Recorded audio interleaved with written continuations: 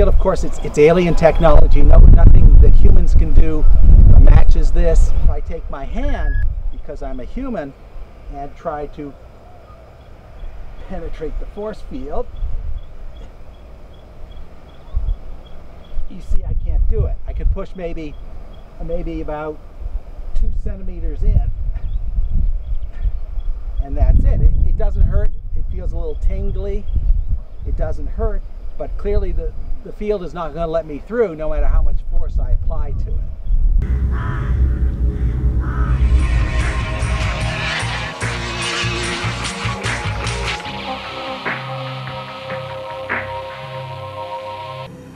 But if a government really has made contact with aliens, as science fiction insists, where could the evidence be hidden? One suggestion is here, Area 51, a secret military base in the heart of the Nevada desert. The guards patrol the perimeter constantly in unmarked jeeps, and the penalty for crossing the boundary is death. Area 51 is only the best-known secret base in a vast military complex where anything could be true.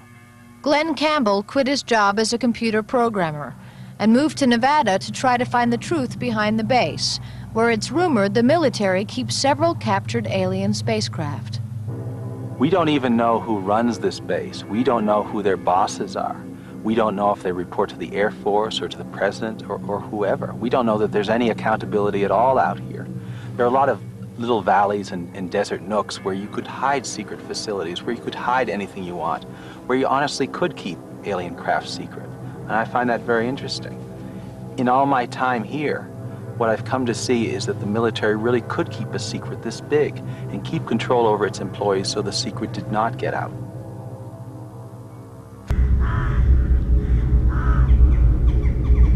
UFO researchers have suspected for some time that the alien base at Area 51 has been shut down.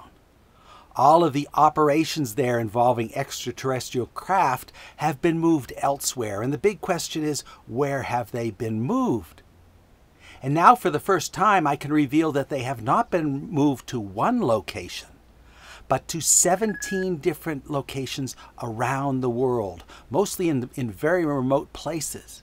The cover story for these installations is that they are schools, known as the United World Colleges.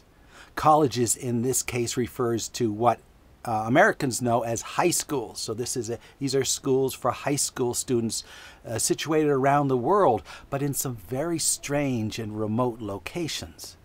On the surface, there is a school. There are students, there are teachers going about doing all sorts of schooly things. But what's important about these facilities is what is underground, because these schools provide a cover story for a vast underground base that is much larger than the school itself. For example, here at Waterford, there are 67 levels below ground that house the alien hardware and the aliens, and it dwarfs the size of the school on the surface. The whole facility is about 1 kilometer in diameter, most of it underground. And there are students here, there are students and staff here who have no idea they're sitting on top of one of the most sophisticated technology centers in the entire continent of Africa. This is ironic because here in Swaziland you can barely get good internet. And yet below ground there is technology that blows the internet away. Get down! Get down! Get down! I saw a security patrol. I don't think he saw me. I think we're clear. So right now we're behind this Waterford facility, which is a really high security facility where anything you want could be going on. We just don't know.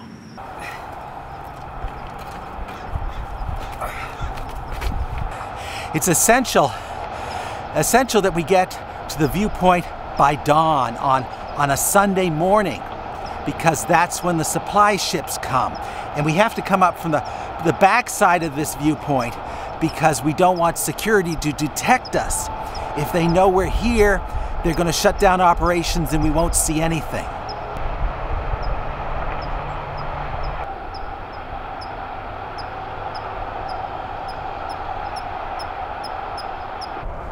Okay, we have reached my secret viewpoint into the Waterford UFO facility.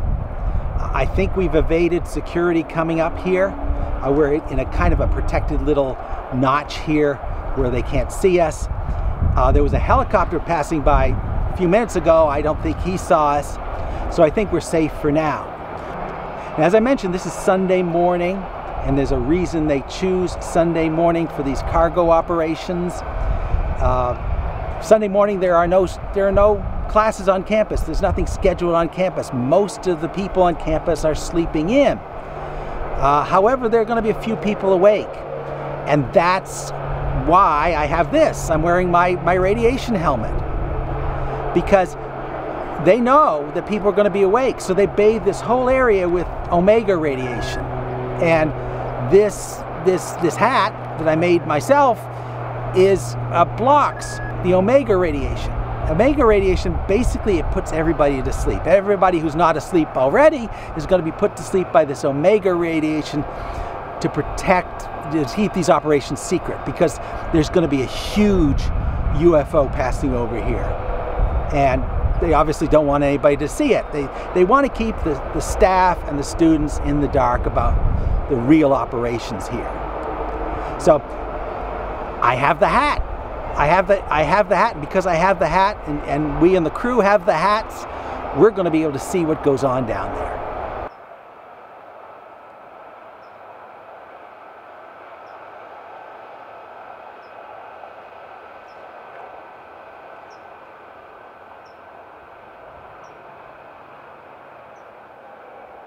The most bizarre thing about this is we're in the middle of Africa, middle of nowhere in Africa. We're in Swaziland, and most of the world doesn't even know where Swaziland is.